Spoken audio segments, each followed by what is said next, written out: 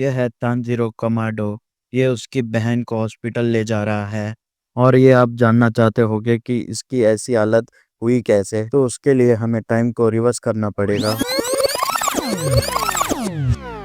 तो ये है तांजीरो जो उसकी फैमिली को छोड़कर चारकोल बेचने का धंधा करने जा रहा है पहाड़ के नीचे वाले गांव में। और हाँ, उसकी फैमिली पहाड़ पे रहती है। उसकी फैमिली में उसकी मम्मी, उसकी दो छोटी बहनें और तीन छोटे भाई हैं और इन सब का खर्चा तांजीरो भाई उठाता है। तो अब तांजीरो उसका चारकोल का धंधा करके वापस अपने घर जा रहा होता है। तब एक बूढ़ा इंसान इसको रोक लेता है और कहता है कि रात को पहाड़ में इंसानों को खाने वाले डीमन होते हैं और उस रात को पहाड़ पे नहीं जाना चाहिए। तो तांजीरो उस बूढ़े के घर में एक रात रुक जाता है और सुबह वो अपने घर पहुंचता है और देखता है कि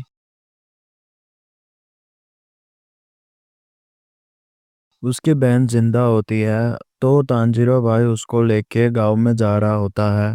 तभी नेजुको बहन जाके तांजीरो के ऊपर हमला कर देती है और तभी वहां पे गियू भाई आ जाता है और नेजुको बहन को मारने की कोशिश करता है, लेकिन तांजीरो भाई उसे बचा लेता है। गियू उसे पूछता है कि उस डीमन को क्यों बचा रहा है।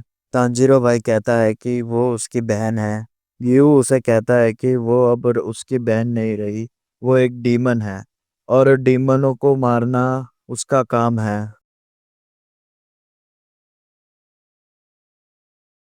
तो अब तांजीरो ग्यू पर हमला कर देता है, लेकिन ग्यू दोनों को बेहोश कर देता है। और जब तांजीरो जागता है, ग्यू उसको उसके मास्टर के पास ले जाने को कहता है, जो कि माउंट सगिरी में रहता है, और उसे कहता है कि उसकी बहन को डायरेक्ट सनलाइट में ना रखे।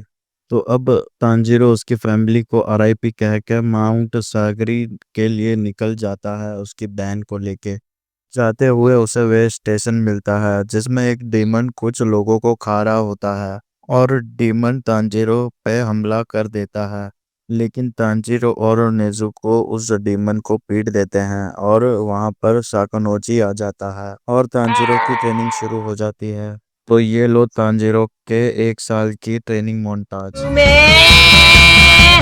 どうしたって消せないの夢もどられないの今も誰かのためすよくられるならナンドでも足上がれ तो साकानोजी अब तांजीरो को एक बोल्डर के पास ले जाता है और कहता है कि अगर तांजीरो इस बोल्डर को बीच में से काट देता है तो ही उसको वो फाइनल सिलेक्शन के लिए जाने देगा। और कुछ समय के बाद एक फॉक्स मार्क्स वाला लड़का आ जाता है वहां पे और तांजीरो के साथ फाइट करने लगता है और तांजीरो को हरा देता है और उसको कहता है और ट्रेनिंग करने को। फिर तांजीरो कुछ और ट्रेनिंग करने के बाद उसे हरा देता है और देखता है उसने बॉर्डर को दो हिस्सों में कट कर दिया है। तो अब साकानोजी तांजीरो को एक मार्क्स देते हैं।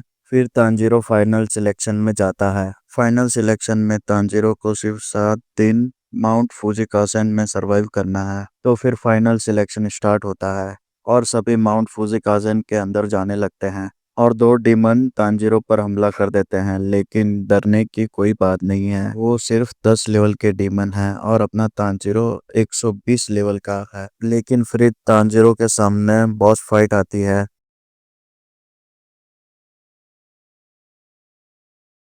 इससे हमें ये सीख मिलती है कि गेम और जिंदगी में ग्राइंडिंग ज्यादा करनी चाहिए जिससे गेम इजी हो जाए। तो अब तांजीरो को मिलाकर 4 बच्चे फाइनल सिलेक्शन में पास हो पाए।